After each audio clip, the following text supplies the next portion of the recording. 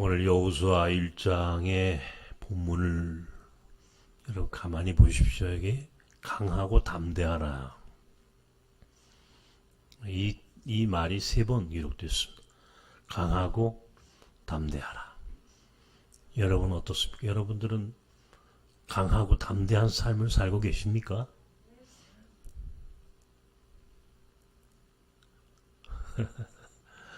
아멘 하시는 분들이 많지 않은 거 보니까 약해요.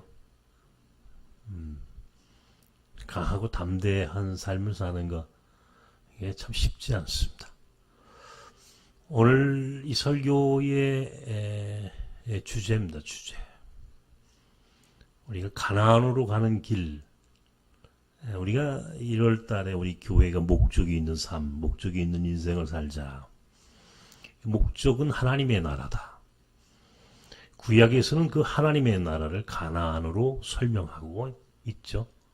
신약에서는 예수께서 천국으로 하나님의 나라를 이 땅에 오셔서 하나님의 나라에 대한 설명을 하시는 것이 예수의 사역의 핵심이라고 했죠.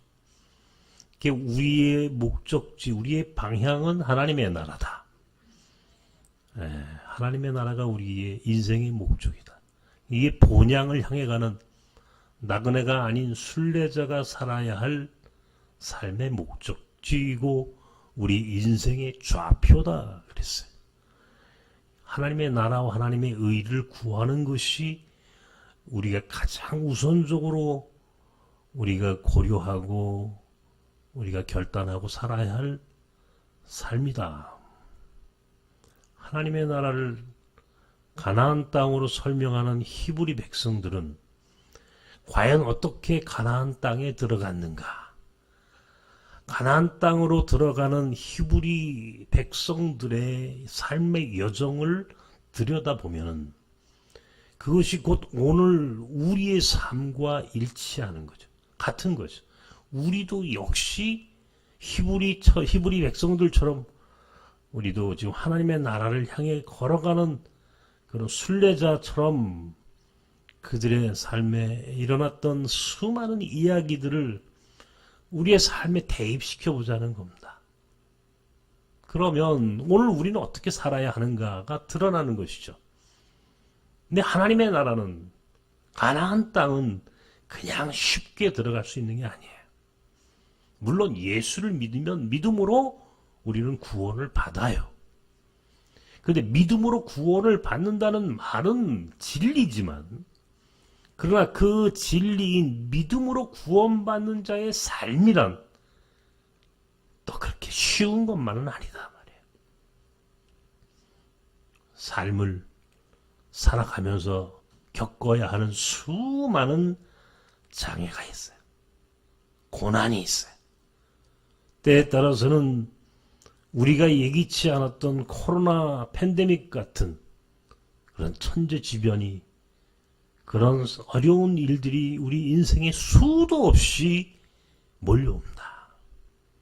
그런 과정을 뚫고 믿음을 지켜서 하나님의 나라에 입성하기까지를 우리는 신앙의 삶이라고 얘기를 하는 거예요. 자, 과연 히브리 백성들은 어떻게 하나님의 나라 가나안 땅 그 약속된 땅을 얻을 수 있었을까?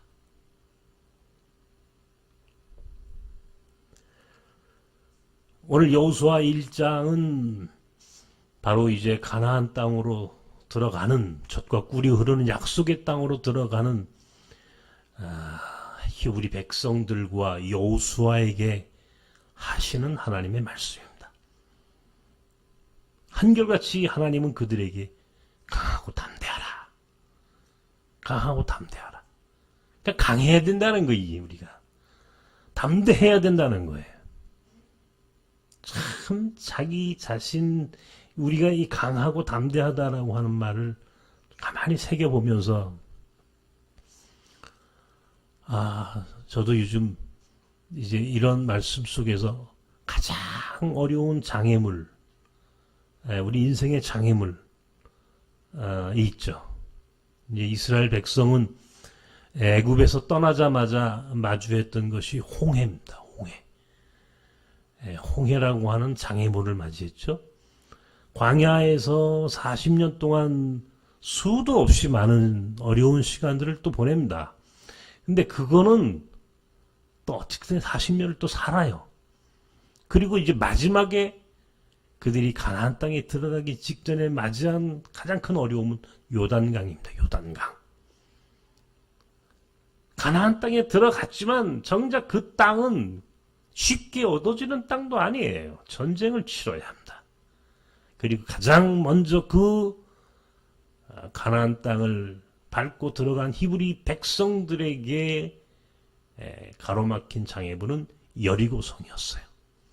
홍해와 요단강과 그리고 여리고라고 하는 이런 거대한 장애물 앞에서 히브리 백성들은, 이스라엘 백성들은 과연 어떻게 홍해를 건넜으며 어떻게 요단강을 그리고 여리고성을 극복할 수 있었을까?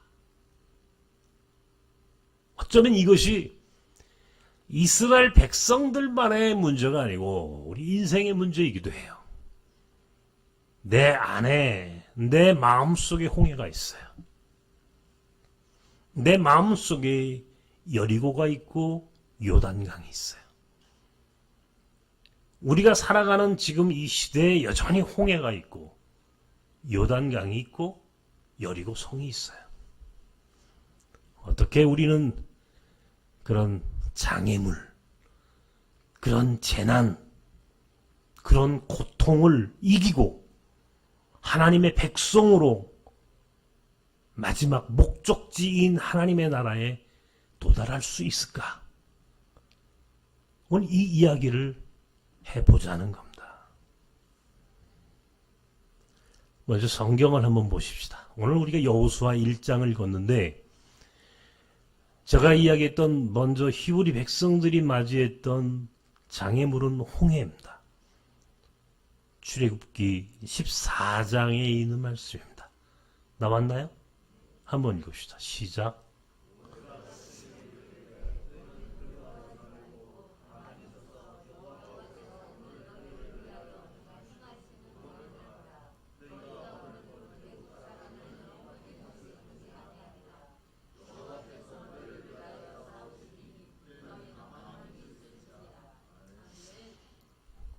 우리 교인들이 많이 안 나왔나 봐요. 난 목소리만 듣고 아는데 소리가 좀 작아. 두 번째 장애물은 요단강이라고 그랬어요. 요단강. 이 요단강의 장애물을 그들은 어떻게 또 넘어가는지를 설명하는 구절입니다. 여호수아서 3장에 있는 말씀을 함께 보십시다. 시작.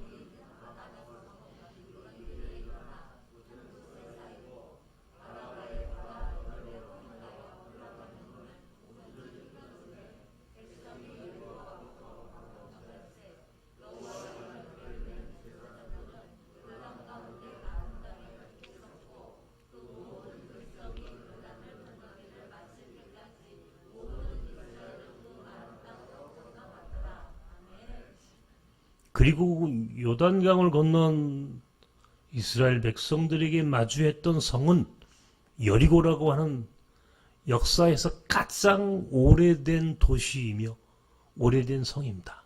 아주 견고한 성이에요. 여리고 성을 이겨 극복하는 이스라엘 백성들의 이야기가 여호수아 6장에 기록되어 있습니다. 함께 읽읍시다. 시작.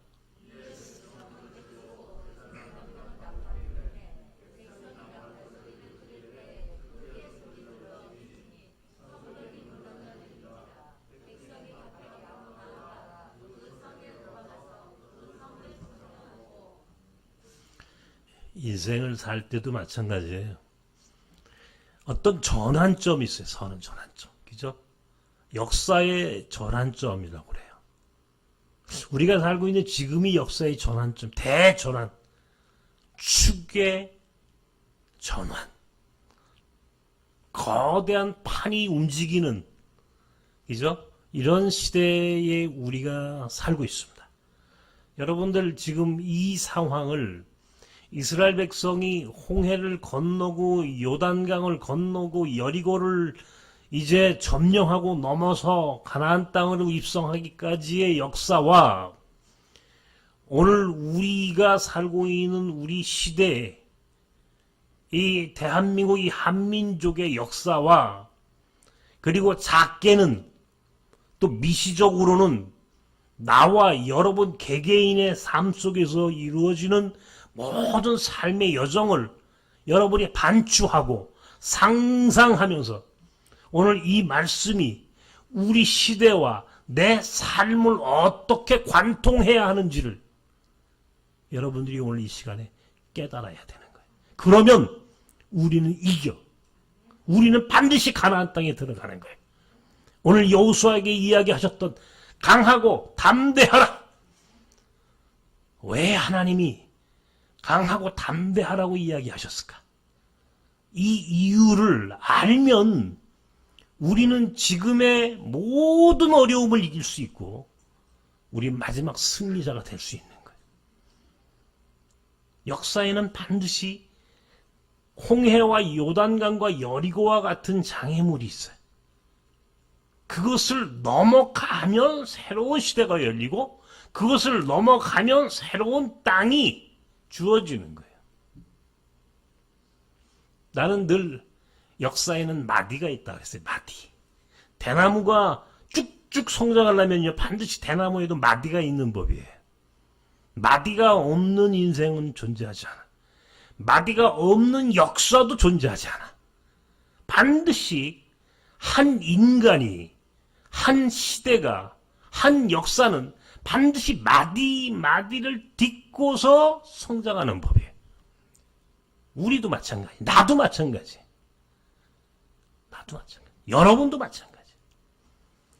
어떻게 이스라엘 백성은 홍해를 건넙니까?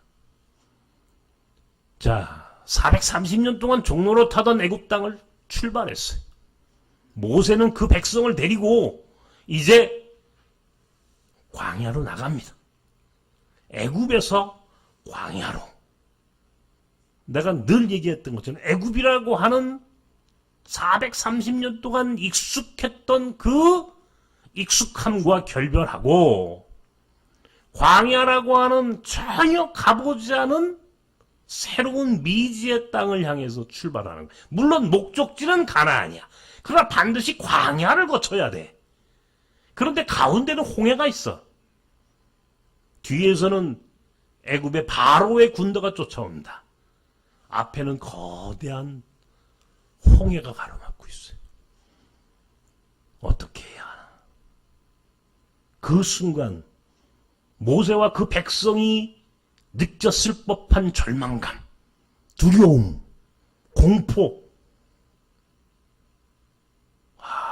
여러분 이걸 상상해 보세요. 이걸 상상해 보세요. 나는 홍해를 가봤어요. 1991년도에 그러니까 지금으로부터 한 33년쯤 전에 나는 그때 눈이 보였을 때인데 홍해 앞에 서봤어. 똑같이 이 말씀을 마음으로 생각하고 묵상하면서 나는 이스라엘 백성이 그때 그들이 느꼈을 법했던 고통과 절망과 두려움을 마음으로 한번 느껴본 적이 있어.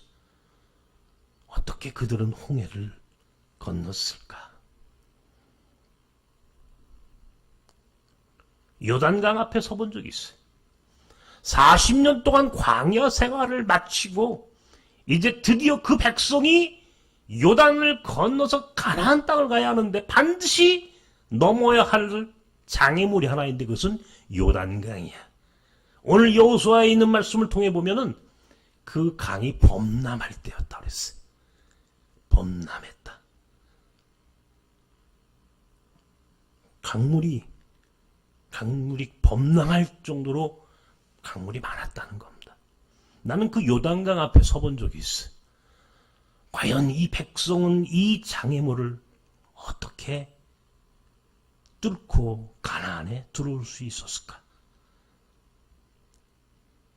요단강을 건너고 나면 곧바로 아주 가까운 거리에 여리고라고 하는 성이 있어. 멀지 않아. 불과 몇 킬로 앞에 여리고. 반드시 그 여리고라고 하는 성을 지나가야 가나안 땅을 차지할 수 있는 길이 뚫리는 거예요. 길을 막고 섰어, 여리고 성이. 근데 그 성은 견고하고 아주 오래된 성입니다. 나는 그 여리고 성의 앞에서 그때 그 백성이 그 여리고 성을 어떻게 극복하고 가나안을 차지했을까? 나는 그 여리고 성 앞에서 그때를 생각해 본 적이 있었어. 그리고 나는 오늘 그것이 내 인생과 우리 나섬 사람들이 어떻게 홍해와 요단강과 여리고와 같은 그 엄청난 거대한 장애물과 고통을 뚫고 세상에서 승리할 수 있을까를 지나간 한 주간 마음으로 절실하게 느끼며 기도하면서 오늘 이 말씀을 여러분과 나누고 싶은 거예요. 이스라엘 백성은 어떻게 홍해를 극복합니까? 성경은요, 참 다르게 설명해요. 홍해를 건널 때와 요단강을 건널 때와 여리고성이라고 하는 이 장애물을 극복해 가는 과정이 달라. 똑같지 않아. 홍해는요, 이스라엘 백성이 처음 마주하는, 애굽을 떠나 처음 마주하는 장애물입니다. 말이 그렇지, 여러분. 뒤에서는 군대가 쫓아 죽인다고. 앞에는 홍해라고 하는 큰 바다가 가로막고 있어. 이 바다를 건너가야 돼. 방법이 없어. 그리고 그 백성은 한 번도 그런 걱정도, 그런 경험도, 그런 것들을 상상해 본 그런 과거의 그 어떤 이력도 없는 백성들이. 성경은요, 어떻게 설명합니까? 성경은 오늘 출애굽 13, 14장에서 홍해 앞에 선 백성들이, 홍해 앞에 선 모세와 그 백성들에게 하나님이 말씀하시는 거예요. 가만히 서서 보라. 아무 짓도 하지 않습니다. 그 백성이요, 아무것도 할 수 없어요. 아무것도 할 수 없어요. 막막한 겁니다. 그런데 바람이 불더니 홍해가 쫙 갈라지는 것을 그들이 눈앞에서 목격합니다. 기적이 일어나는 거예요. 기적이. 그 백성이 무슨 짓을 하지 않아. 물론 모세가 하나님께 기도하고 모세가 하나님께 간절히 기도했을 때 그 홍해가 갈라지는, 그리고 가만히 보라 그래. 가만히 보라. 어떻게 기적이 일어나는가. 매우 수동적이다 이런 말이에요. 수동적이다. 수동적이라는 말을 아시죠, 여러분? 그죠? 내가 무엇을 해서가 아니고, 내가 무엇을 해서 장애물을 극복하는 것이 아니고, 장애물이 내 능력과 관계없이 장애물이 길을 열어주는 이런 장면이 홍해가 갈라지는 장면이에요. 두 번째는 광야를 건너갑니다. 40년을 광야에 살다가 이제는 요단강을 건너가야 돼. 근데 하나님이 여호수아와 그 백성들에게 어떻게 하라고 이야기하십니까? 요단강이 범람하는데 제사장들이 법궤를 메고 요단강 물로 발을 내디뎌라 그래. 이거는 매우 홍해를 건널 때와 요단강을 건널 때 똑같은 장애물인데, 바다고 강물이고, 그죠? 그건 똑같은 거 아닙니까? 그런데 하나는 가만히 기다려서 보고 있으라 그러고, 두 번째는 강물로 뛰어들어라 그래. 제사장들이 먼저 뛰어들어라. 여기서 중요한 건 제사장들이 먼저 법궤를 메고 뛰어들어라. 요단강물로 뛰어들어라. 강물이 넘치는데 저 같은 사람 보고 일종의 저도 그 구약적 개념으로 얘기하면 제사장 중에 한 사람이겠죠. 뛰어들어라 먼저. 제가 혼자 생각해 봤습니다. 나는 뛰어들 수 있을까? 그런데 하나님의 명령이야. 홍해를 건널 때는 가만히 보라고 하시더니 이번에는 제사장들로 뛰어들게 하라는 거예요. 발길을 딱 홍해에 내디뎌야 한다는 겁니다. 움직여야 한다는 겁니다. 행동해야 한다는 겁니다. 매우 능동적인 거예요. 수동적이었던 홍해를 건널 때와 능동적으로 요단강을 건너야 할 때 달라. 여리고성은 어떻습니까? 그 거대한 여리고성은요, 히브리 백성들로 하여금 뱅뱅 돌게 합니다. 그죠? 뱅뱅뱅뱅 돌게 해요. 매일 밤 그 백성이 여리고성을 돌게 합니다. 온 백성이, 모든 백성이 여리고성을 돌아요. 매일같이. 그리고 마지막 날에는 7번을 돌게 합니다.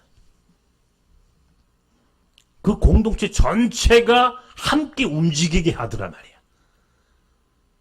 처음에는 가만히 있으라고 그러더니, 두 번째는 제사장들이 먼저 발을 내디디라 하더니, 세 번째는 그 공동체가 전부 다 그 성을 포위하고 뱅뱅뱅뱅 돌게 하셔.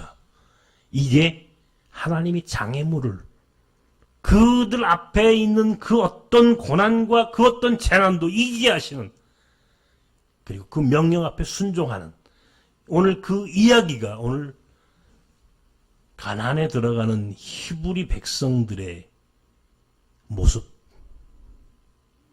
하나는 수동태로, 두 번째는 능동형으로, 그리고 마지막에는 온 백성이, 온 공동체가 함께 더불어 성을 에워싸고 도는 장면까지 마음으로 왜 하나님이 이렇게 하셨을까?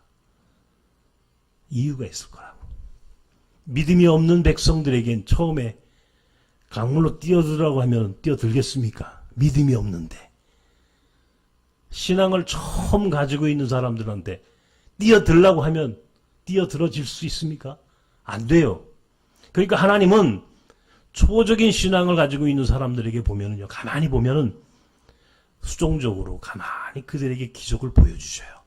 예수님도 처음에 하나님 나라를 설명하잖아요.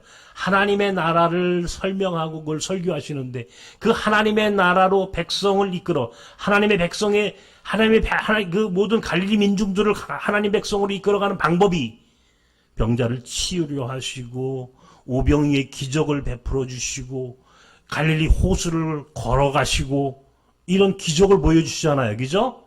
어떻습니까? 그 백성이 깜짝 놀라죠. 저분이 하나님의 아들이로구나. 저분이 이야기하는 하나님의 나라가 과연 존재하는구나. 그걸 깨닫게 한다고. 똑같이 홍해를 건널 때는요, 그 백성이 하나님이 누군지 몰라. 하나님이 어떤 존재인지 알지 못할 때는요, 하나님이 그들 앞에 기적을 보여주셔요. 그리고 광야의 40년을 그 백성은 만나와 메추라기를 먹고 삽니다. 구름 기둥과 불 기둥이라는 것을 경험한 백성이야. 40년 동안 하나님이 그들과 함께 하신 것을 직접 경험한 백성들에게 먼저 제사장들로 하여금 요단강에 뛰어들어라. 이제 그 정도 믿음은 있지 않겠어? 요단강에 뛰어들어. 이제 그 정도의 믿음이라면 행동하는, 도전하는 믿음이어야 해. 먼저 제사장들이 뛰어들어라. 그랬더니 강물이 갈라지더라는 거예요. 그 갈라진 맨 바닥으로 백성이 걸어갑니다. 과연 하나님이 위대한 놀라운 일을 하고 계시는구나 하는 걸 느끼게 하죠. 그 백성 전체가. 그리고 여리고성 앞에서는 어떡합니까? 이제 여호수아와 갈렙을 중심으로 한 지도자들이 온 백성과 더불어 성을 에워싸고 뱅뱅뱅뱅 돕니다. 자기 자신과 싸우게 하는 거예요. 자기 자신들이, 그 백성 모두가 함께 여리고성이 무너지는 것을 직접 경험하게 하시는 하나님의 놀라운 섭리를 보게 한다고. 그렇게 해서 홍해를 건너고 요단강을 건너고 여리고성이 무너지고 그리고 그들이 약속했던 땅 가나안 땅에 들어갑니다. 이렇게 해서 하나님의 나라가 완성되어지는 것이다 말이에요. 여러분, 우리 인생도 마찬가지예요. 여러분 쉽게 한번 여러분의 삶을 돌아보십시오. 여러분이 지금 여기까지 온 과정을 돌아보십시오. 어떻게 사셨습니까? 간단치 않죠, 여러분.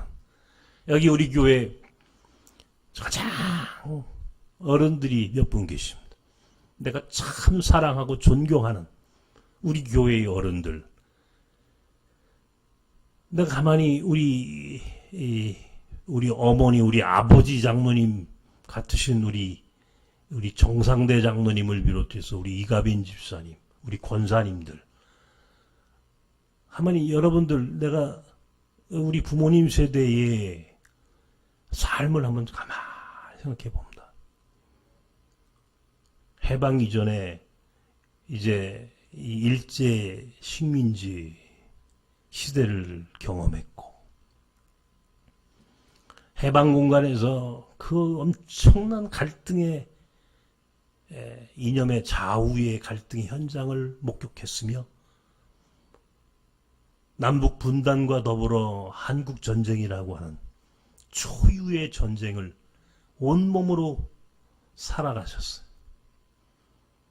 50년대, 60년대 그 가난했던 시절을 저분들은 어떻게 이겨나가셨습니까? 70년대에 어목했던 유신, 그리고 한 시대의 종말을 경험했으며 80년대에 군부, 민주화, 산업화, 그리고 지금까지 살아오면서 경험했던 수많은 경제적인 위기, 97년, 98년도 IMF, 2008년도 금융대란, 2020년도 코로나. 그죠? 저같이 짧은 인생을 살아온 제게도 그 역사의 과정들이 생생하게 기억이 됩니다. 어떻게 오늘 우리 조국이 여기까지 올 수 있었습니까? 오늘 대한민국이 오늘 여기까지 존재하게 된 그 수많은 역사의 질곡을, 역사의 장애물들을 우리 선배들은 어떻게 이기고 여기까지 오실 수 있었을까? 기적입니다, 기적. 개인적으로 여러분 어떠셨습니까? 개인적으로 한 개인의 삶 속에도 이와 똑같은 일들이 일어납니다. 어떤 사람들은 경제적인 어려움이 있습니다. 성공과 실패가 반복되는 인생들이 있습니다. 어떤 사람들은 건강을 잃어간다. 어떤 사람들은 가족이 해체된다. 어떤 사람들은 말로 설명할 수 없는 개개인의 삶 속에 수많은 장애물들이 분명히 존재했습니다. 그리고 오늘 우리는 이 자리에 있습니다. 우리는 또 그 길을 걸어가야만 합니다. 아직 우리는 하나님 나라에 도달하지 않았기 때문에 우리는 또 어떤 장애물, 어떤 고난을 반드시 마주하고 만나야만 합니다. 그때마다 우리는 어떻게 그 장애물을 통과할 수 있습니까? 오늘 성경이 그것을 우리에게 가르쳐 주고 싶은 겁니다. 나는 광야에서 하나님을 만났습니다. 정말이지 나는 광야에서 살아계신 하나님과 조우했습니다. 나는 광야길을, 내 삶 자체가 광야길이라, 내가 살았던 그리고 지금까지 했던 목회가 광야의 목회였다고 나는 그렇게 생각하는 사람이에요. 일반적인 목사의 삶을 살지 않았어요. 일반적인 목회자의 삶과는 거리가 먼, 아주 거리가 먼 변방의 목회를 해온 사람입니다. 아웃사이더로 철저히 비주류로 살아온 사람이에요. 애굽에서 머물지 않고 스스로 광야의 길을 선택해 본 사람입니다. 아직 나는 가나안에 들어가 본 적이 없습니다. 저도 역시 가나안 땅에 들어가는 히브리 백성들의 여정을 내 삶 속에서 여전히 지금 살아가고 있을 뿐입니다. 나는 눈이 보이지 않았습니다. 나는 눈이 보이지 않는 장애를 경험해야만 했습니다. 그러나 그때에도 하나님은 내게 육신의 눈을 볼 수 없게 하셨지만 눈이 보이는 사람보다 더 많은 일을 할 수 있도록 내게 힘을 주셨습니다.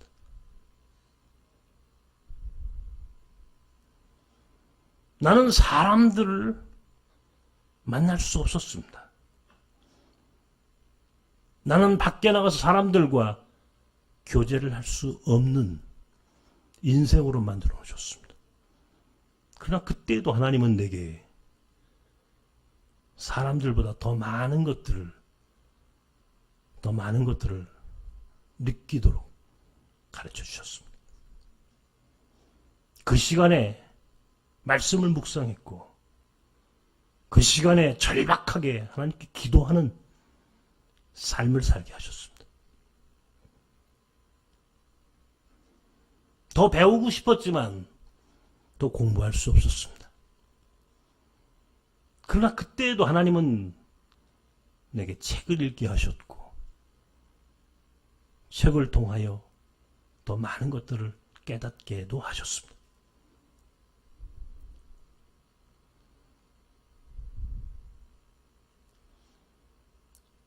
숱한 어려움이 있었습니다. 말로 다 할 수 없는 고통이 있었습니다. 장애물이 있었습니다. 근데 그 순간순간 하나님이 내게 가르쳐 주셨습니다. 어떻게 하면 그 장애물을 극복할 수 있는지를 가르쳐 주셨습니다. 놀라운 일들이 일어났습니다. 그리고 여러분과 함께 오늘 우리는 이 자리에 있습니다. 하나님은 제게 생각지도 않은 청암상이라고 하는 매우 큰 상을 주셨습니다. 가만히 생각해 보았습니다.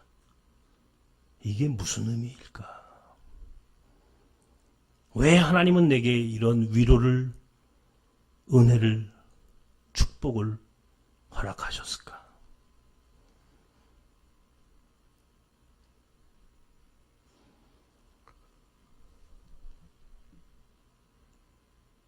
학교를 여기다 짓는 과정에 굉장히 많은 어려움이 있었습니다. 정말로 여러분 우리 교회에 처음부터 저와 함께 이 자리에 계셨던 분들은 잘 알고 계시겠지만 그러나 중간에 우리 나섬을 찾아오신 분들은 사실은 그 스토리를 잘 모릅니다. 그저께 매일경제 신문사에 기자가 찾아와 인터뷰를 했습니다. 기자하고 이야기하는 가운데 기자가 내게 묻더군요. 목사님, 아니 이사장님, 여기까지 오시면서 어떻게 그 고통스러운 이겼던 힘들었던 시간들을 이기고 오셨습니까? 그래요, 내비고. 제가 먼저 물어봤어요. 우리 기자님은 교회 다니십니까? 그랬더니 성당 다닙니다. 그러더라고요. 어?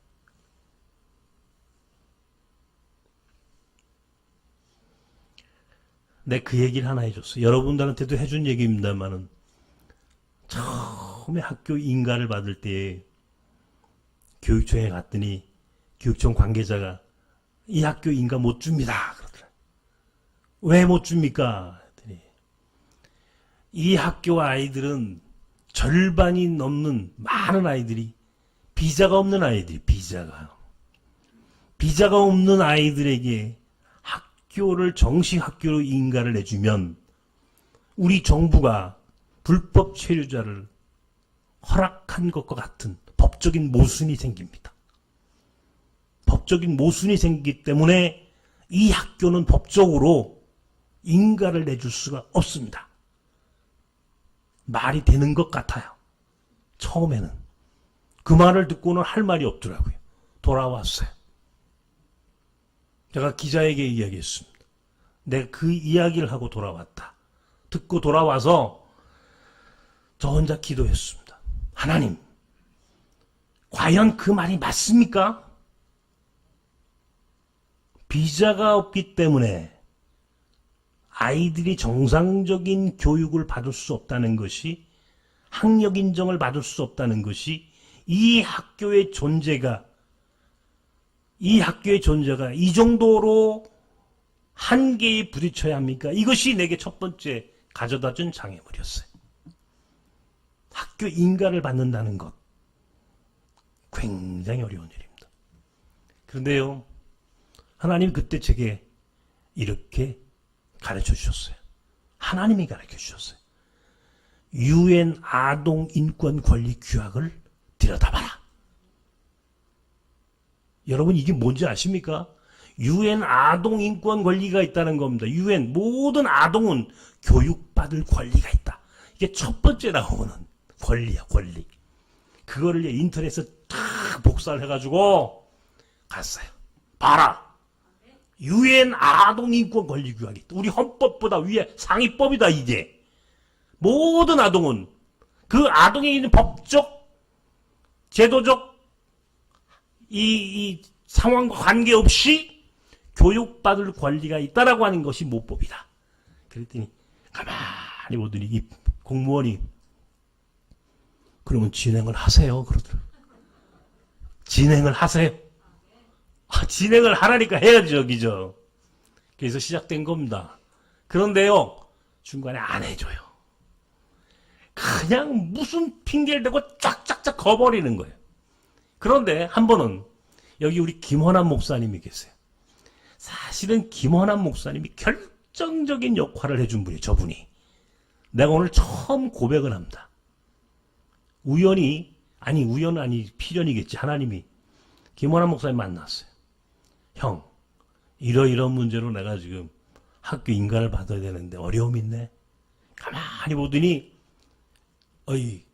내가 아는 분이 계시는데 서울시 부교육감 출신이 계시는데 서울시 교육청 부교육감이 얼마나 높은 자리인지 아십니까? 여러분들은 교육감만 알죠? 교육감은 선출지국이요. 부교육감은 교육공무원이에요. 공무원. 공무원 중에서 가장 높이 올라간 게 부교육감이야. 내가 부교육감을 아는데 내가 소개시켜줄게. 딱 그러는 거야. 그래서 만났어요. 근데 그분의 이름이 유해돈이야. 유해돈. 물론 그분은 성씨가 같은 유씨지만 나랑 같은 유씨는 아닐 거라고. 류씨 같아, 내가 볼 때는. 근데 쓸 때는 유해돈 이렇게 쓰잖아. 이게 부교육감이야. 그분이 내 앞에서 교육청에 탁 전화를 하더라고. 나 전 교육감 누구 유해돈입니다. 그랬더니 다 알 거 아니에요. 그죠? 바로 직전 교육감이니까, 부교육감이니까. 가장 높은 공무원 중에서는 제일 높은 사람 아니에요. 그러니까 그쪽에서 이런 몽골 학교가 이런 인가를 받아야 되는데 그 절차를 어떻게 합니까? 그분이 이제 정중하게 물어. 가만히 옆에 듣는 거야. 이야, 전화 한 통이 또 그 과정을 순탄하게 이끌어가는 거야. 나중에요, 내가 교육청에 갔어요. 다 끝나고 이제 인가를 받기 직전에 갔어. 인가를 받을 이제 그 직전에 갔더니 거기 있는 공무원이 나보고 뭐라고 그러냐면요. 마지막으로 나오는데 혹시 유해돈 교육감님하고 어떻게 되십니까? 그러는 거예요. 왜요? 그랬더니 내 이름이 유해건 아니야. 그분이 유해돈 아니야. 그분들은 같은 종신제하는 거다 하고 같은 집안인 줄 아는 거야. 제가 뭐라고 그럽니까? 알아듣든 말든. 근데 대충 뭐 관계가 좀 있습니다.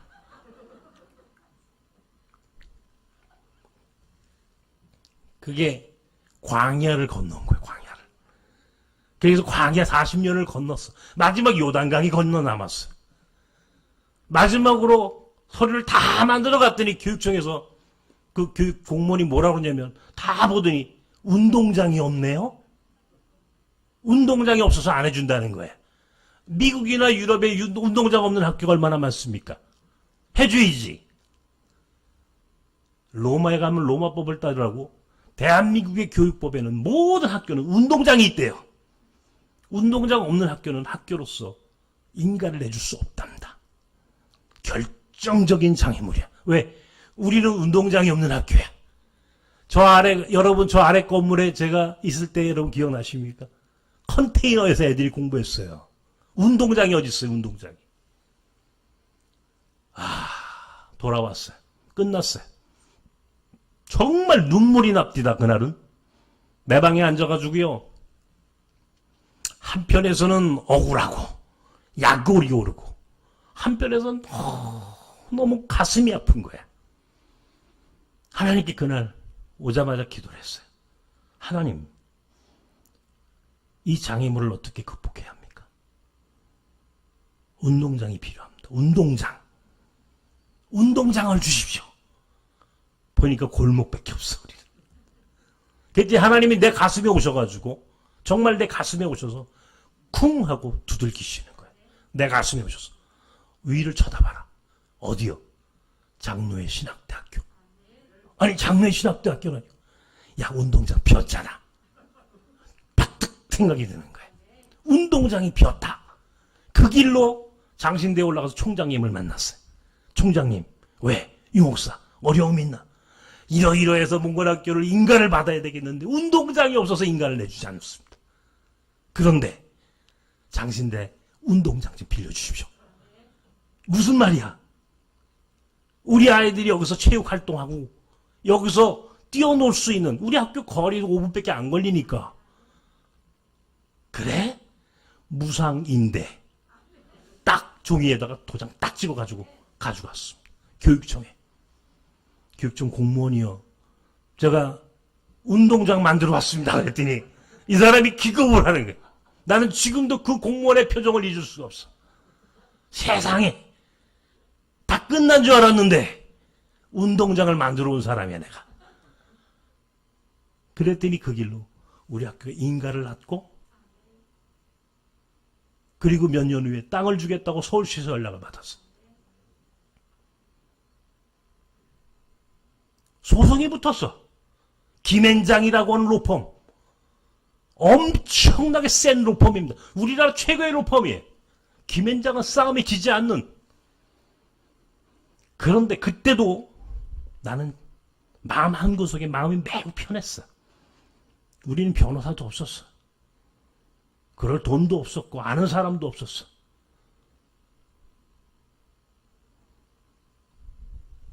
그런데요. 저는 마음속에 어떤 마음이었냐면 그렇게 기도했어요. 하나님의 뜻이라면 하나님이 몽골 학교와 나섬을 사랑하신다면 그리고 하나님이 살아계신 것을 내가 믿기 때문에 하나님이 분명히 우리를 이기게 하실 것이다. 그리고 우리는 두 번의 소송을 다 이겨버렸어. 로펌을 이겼어. 그것도 김앤장을. 내가 김앤장 변호사 장로님을 알거든요. 나중에 내가 터키를 같이 갔어. 그 장로님하고. 내 그 얘기를 했더니 그 장로님이 한단 말이 목사님 그때 나한테 좀 얘기하지. 장로님 없어도 내가 이겼습니다.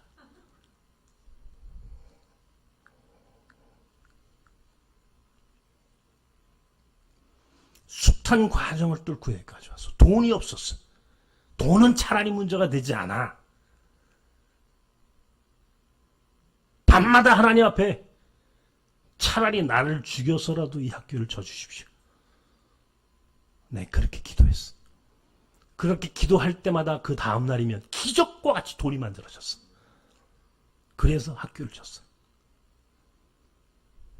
여기까지 왔어. 하나님이 그렇게 인도하셨고 길을 열어주셨고 장애물을 이기게 하셨고 이것이 나섬이고 몽골 학교고 제 삶이요. 그러니 내가 무엇이 무섭겠습니까? 눈에 뵈는 게 없는데. 무서운 게 없는 사람이야. 왜? 하나님이 나와 함께함을 나는 믿어. 그래서 오늘 강하고 담대하라. 이 말씀이 내게 새로운 힘을 주는 거예요. 코로나의 위기가 우리 앞에 닥쳤습니다. 분명히 이것은 엄청난 위기입니다. 근데 제 마음은요, 제가 여러분에게 얘기했잖아요. 분명히 이것은 위기지만 우리에겐 기회가 됩니다. 나는 그렇게 믿고 있어요. 위기인데 나는 한편의 위기인 걸 알지만 동시에 내 마음속에서는요, 충만한 기쁨이 있다고. 이 위기가 감사의 조건이 될 거라고 하는 걸 나는 알아.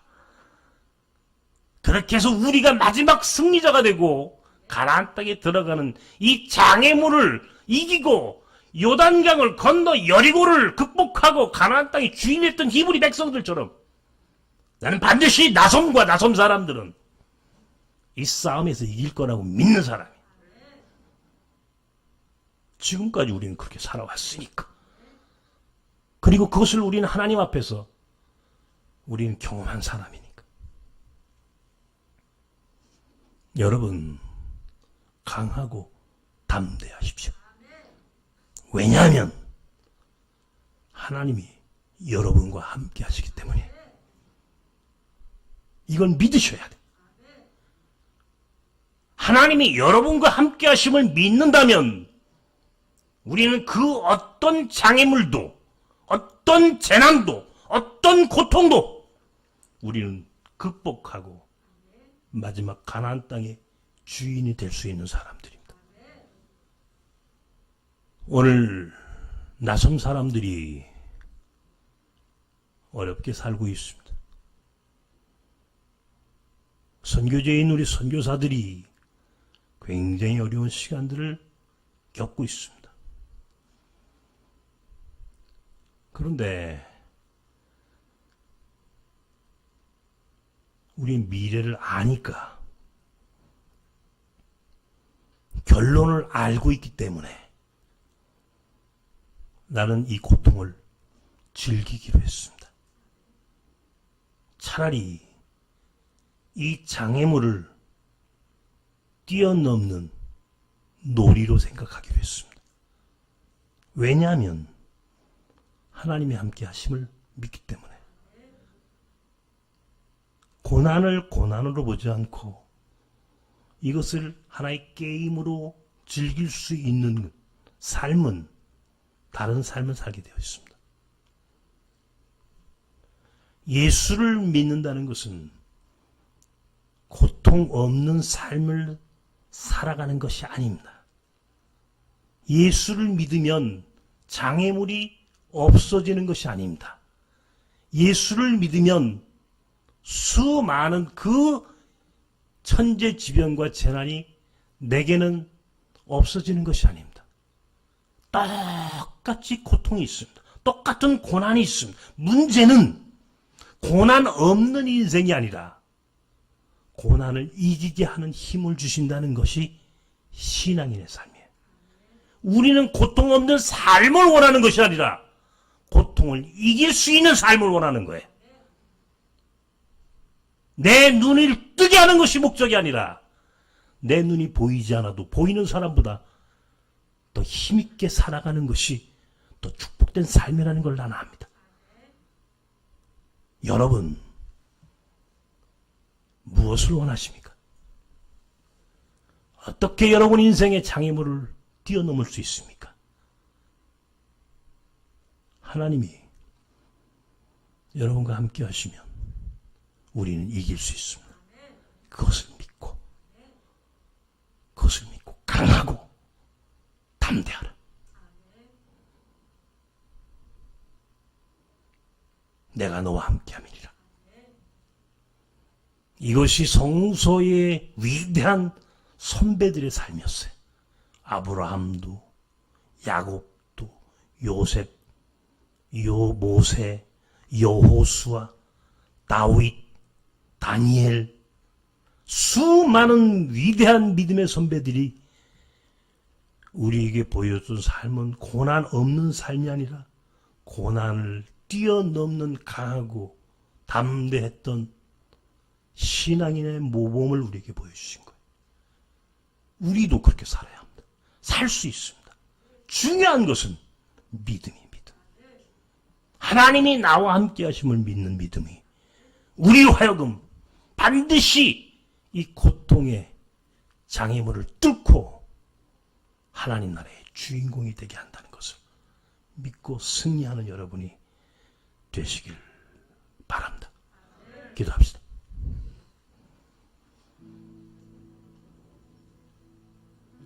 모든 삶에는 장애가 있습니다. 고통이 있을 수밖에 없고 아픔이 있을 수밖에 없습니다. 고통 없는 인생을 원하지 않습니다. 중요한 것은 고통을, 장애를 뛰어넘을 수 있는 강하고 담대한 힘, 그 힘을 원합니다. 힘을 주십시오. 하나님, 우리 신 목사님을 비롯해서 우리 나섬 사람들에게 오늘의 이 고통을 이길 수 있는 믿음의 힘, 하나님이 함께 하신다는 믿음의 삶을 포기하지 않고 살 수 있도록 도와주십시오. 오늘 나섬 사람들에게 여러분 그렇게 함께 기도하십시다.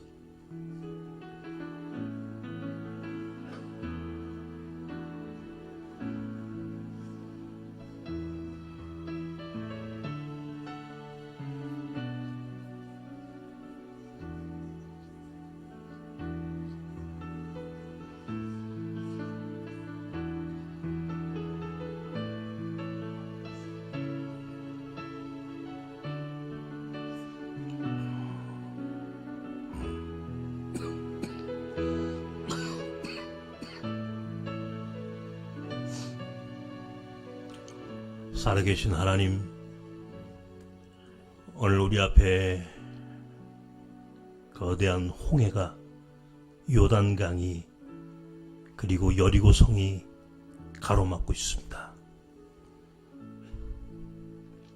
내 안에, 내 마음속에 홍해가 있고 내 삶의 요단강이 우리 인생의 여리고성 같은 장애물과 고통이 가로막고 서 있습니다.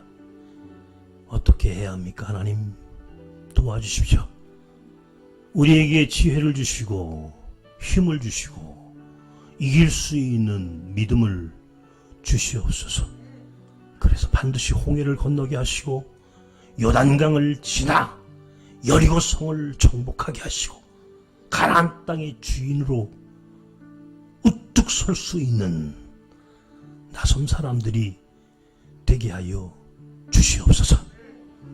이제는 우리 주 예수 그리스도의 크신 은혜와 하나님의 사랑과 성령님의 교통 충만하시는 종이 오늘 광야에서 하나님을 만난 히브리 백성들처럼 장애를 뚫고 고통의 한계를 뛰어넘어 반드시 하나님 나라의 주인공으로 살아갈 수 있기를 원하는 사랑하는 나섬 사람들 가운데 이제와 영원까지 함께 하시길 축원하옵나이다. 아멘.